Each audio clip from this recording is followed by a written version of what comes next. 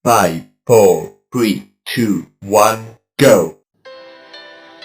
Parti PAS memang handal dalam mencari salah orang tapi tidak cermin diri bila berkata-kata hanya untuk memenangi hati rakyat menjelang pilihan raya negeri akan datang. Parti itu sanggup menggunakan apa saja isu walaupun menyimpang dari fakta sebenar.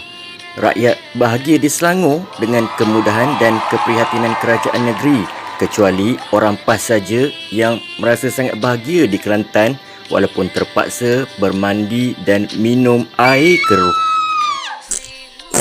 Terima kasih kepada Parti PAS kerana telah mengiktiraf Selangor sebuah negeri yang kaya.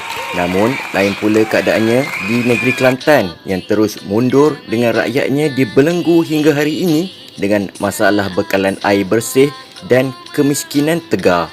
Biasa saya kongsikan pengalaman saya yang pernah bermastautin di Kelantan.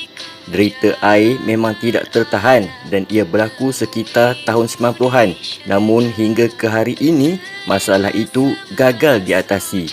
Namun PAS terus diberi kepercayaan menjadi kerajaan negeri hanya kerana laungan negeri Serambi Mekah.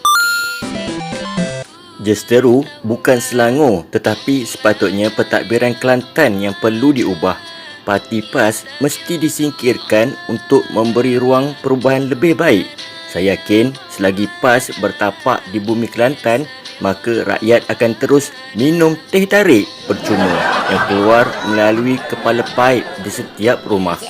Saya pernah merasai kesusahan bekalan air ini dan pernah menggunakan air bukit dan air sungai di perkampungan rancangan pemulihan tanah RPT Cenulang, Sungai Durian, Kuala Kerai sebelum ini.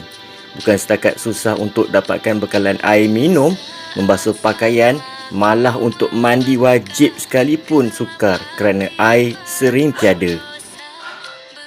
Orang kampung RPT Cenulang berkongsi belanja untuk menyiapkan saluran air dari bukit berdekatan untuk mendapat punca air. Itu dulu, tapi rasanya tidak jauh beza juga dengan keadaan hari ini. Kenapa mereka diam setiap kali rakyat memberontak dan membangkitkan tentang isu air?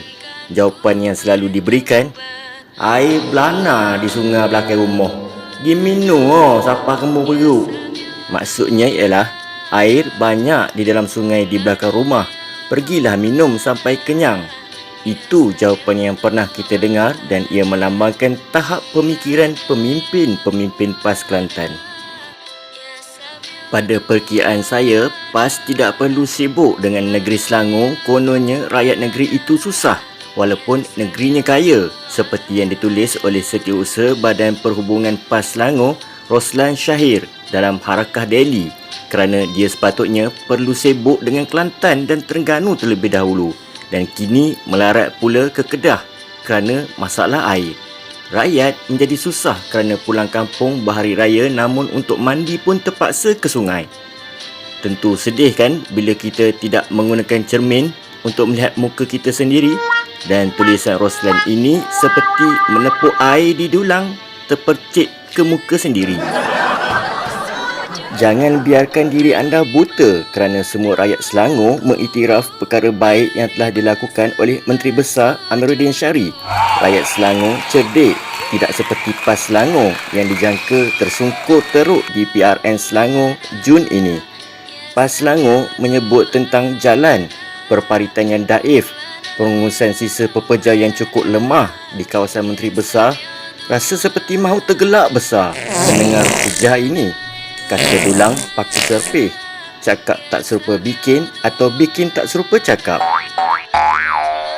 Sekolah agama terperosok, tak terurus, kata PAS Selangor. Seronoknya bila menulis tanpa melihat negeri yang kamu perintah. Tanyalah orang di Kedah di luar bandar dan tanyalah orang Kelantan yang terpaksa menanggung kesusahan kerana terperangkap dengan ceramah dan tulisan-tulisan yang bertujuan untuk menang pilihan raya semata-mata. Saya yakin semakin PAS Selangor bersuara, semakin terbuka niat mereka semata-mata mahu mendapatkan kuasa sahaja. Minta dijauhi PAS memerintah Selangor kerana bimbang Selangor akan kembali mundur dari masalah air akan terus menghantui seperti apa yang berlaku di Kelantan. Na'udzubillah. minta dijauhi.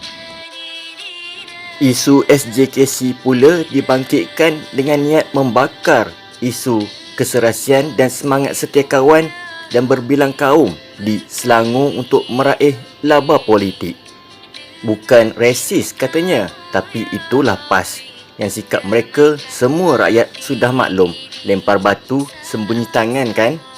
Bila habis modal, PAS akan mainkan isu anak tempatan. Anak Selangor perlu urus kesusahan rakyat Selangor. Tapi PAS lupa bahawa Setiausaha Agung parti itu, Taqiyuddin Hassan, orang mana dan menjadi wakil rakyat di mana? Tidakkah ada orang Kota Baru yang boleh memikul tanggungjawab sebagai wakil rakyat mereka? Cukup satu contoh, banyak lagi yang kita simpan dulu. Parti PAS sekali lagi cakap tak serupa bikin. Kepada rakyat Selangor, buatlah penilaian bijak dan jangan termakan dengan propaganda murahan yang akhirnya kita akan mundur dan dirundung kesusahan seperti negeri di bawah pemerintahan PAS. Kepada PAS Selangor, teruskan berkarya kerana rakyat akan menilai dengan bijak dan siapa PAS selama ini. Artikel ini telah ditulis oleh Saudara Dahlan Makmur. Saudara Dahlan adalah pemerhati dan wartawan politik. Dia pernah berkhidmat sebagai setiausaha politik kepada Menteri Pengangkutan Anthony Loke. Sekian, selesai. 5, 4, 3, 2, 1, go!